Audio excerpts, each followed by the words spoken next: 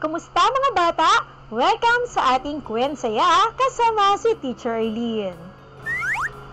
Ngayong araw ay may panibago tayong kwento at ang pamagat ng ating kwento ay si Jeffrey Jeep at ang Siga ng Bayan. Kwento ni John Mike Tejido mula sa Lampara.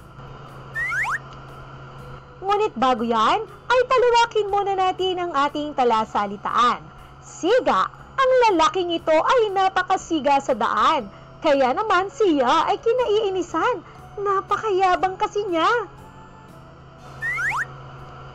Ito naman ang talyer at mekaniko. Dito dinadala ang mga sirang sasakyan upang gawin ng mekaniko. Bumaling ng tingin ang batang lalaki sa kanan at sa kaliwa. Pangbuhatan. Napagod ang lalaking ito sa hirap at dami at bigat ng kanyang mga binuhat. Mga bata, may kilala ba kayong siga sa lugar ninyo? Ano ang masasabi niyo sa kanya? Katutuwaan kaya siya kung siya ay siga? Bakit? Ngayong araw sa ating kwento, malalaman natin kung sino kaya ang siga sa ating kwento. Bakit kaya siya tinawag na siga? Talaga ba siyang siga? Bakit? Alamin natin ha. Makinig mabuti! Si Jeffrey Jeep at ang Siga ng Bayan ni John Mike Tejido mula sa Lampara. Isang hapon, niyaya ni Jeffrey Jeep si Victor Tricycle na makipaghabulan. Ngunit ayaw ng kaibigan. Natatakot ako, aniya. May siga raw sa bayan. Sino kaya ang siga? Ano ba yung siga? Kaya naman umuwi si Jeffrey sa talyer at tinanong ang mekaniko. Mang Jose, ano po ba ang siga? Ang siga ay siyang mahilig sa gulo at mainitin pa ang ulo, sagot niya. Kung lagi namin siyang iiwasan, di na kami makakapaglaro? Isip ng Jeep. Inito ni Jeffoy ang kaniyang lakas ng loob. Haharapin niya ang siga. Hahanapin niya ito sa buong bayan. Ayun!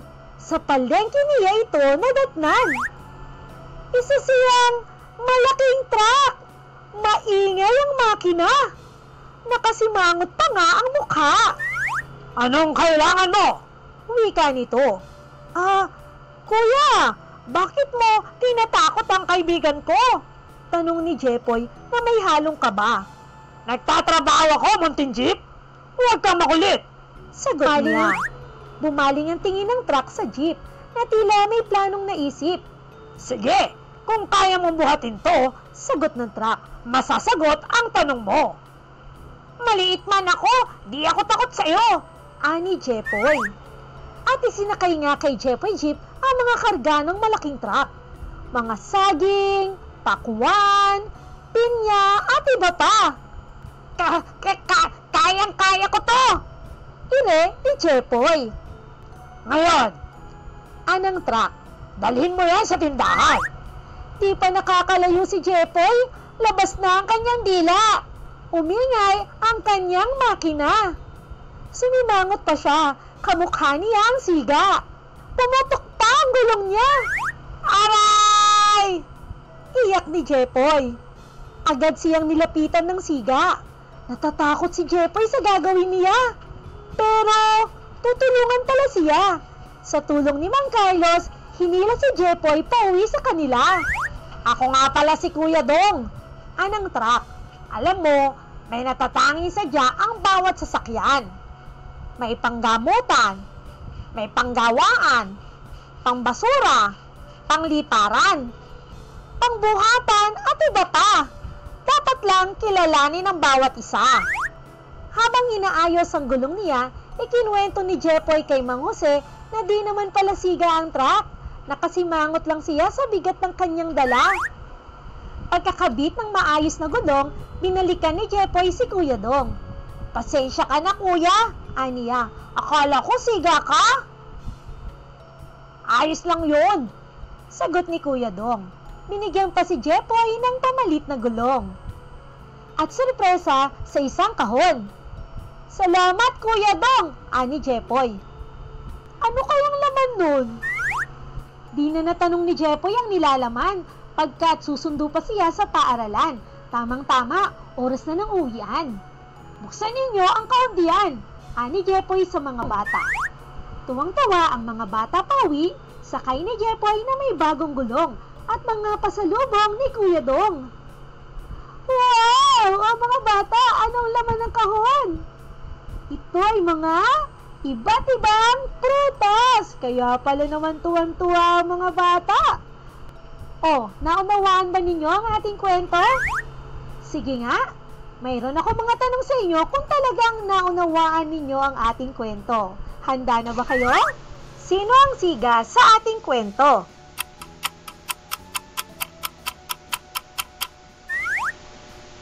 Kung ang sagot mo ay ang malaking truck o si Kuya Dong, tama ka. Bakit siya tinawag na siga? Bakit nga ba?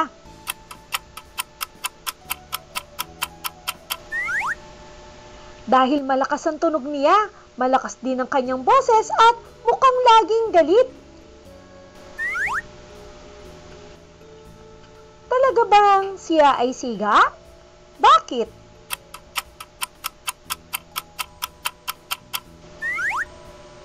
Hindi siya siga, mabait ang malaking truck. Lagi lang siya nakasimangot dahil sa bigat ng kanyang dinadala. Bakit nasa palengke si truck o si Kuya Dong? Lagi siyang nasa palengke upang magakot ng mabibigat na karga. Ano ang nangyari kay Jepoy nang nilagyan siya ng mabigat na karga? Bakit?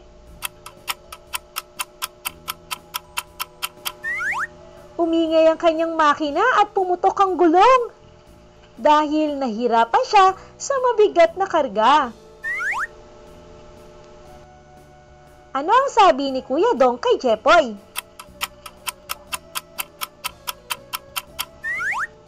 Sinabi niya na may natatangi sadya ang bawat sasakyan. May panggamutan, may panggawaan, may pambasura, may pangliparan, may pangbuhatan tulad ni Kuya Dong at iba pa. At si Jepoy naman, ano ang kanyang sadya? Siya naman ang naghahatid ng mga pasahero o kaya naman ay sumusundo ng mga bata sa eskwelahan. Nakakita na ba kayo ng mga ito sa inyong komunidad? Nakakita na ba kayo ng sasakyang panggamutan o ambulance? Nakakita na rin ba kayo ng sasakyang panggawaan tulad nito? Sasakyang pambasura? Ayan o, daming dalang basura. At sasakyang panliparan. May eroplano, may helicopter. Si Jepoy naman ay sasakyang naghahatid ng mga pasahero o kaya mag-aaral. At si Kuya Dong naman ay sasakyang pambuhatan. Siya naman ay naghahakot ng mabibigat na karga. Hindi ba mga bata ang laki ng tulong ng iba't ibang uri ng sasakyan? At sila ay may iba't ibang silbi sa atin. May iba-iba silang tungkulin na ginagampanan at malaki ang pakinabang ng mga tao sa kanila. Sana ay nagustuhan nyo ang ating kwento at nakapulutan nyo ito ng aral. O paano? Hanggang sa susunod pa nating mga kwentuhan at mga aralin, huwag kakalimutang mag-like at i-share sa iyong mga kaibigan at kaklase upang mas marami pa tayong natututo. O paano? Hanggang sa muli nating kwentuhan ha! Paalam! For more educational videos, please do like, share, and subscribe to Teacher Eileen's YouTube channel!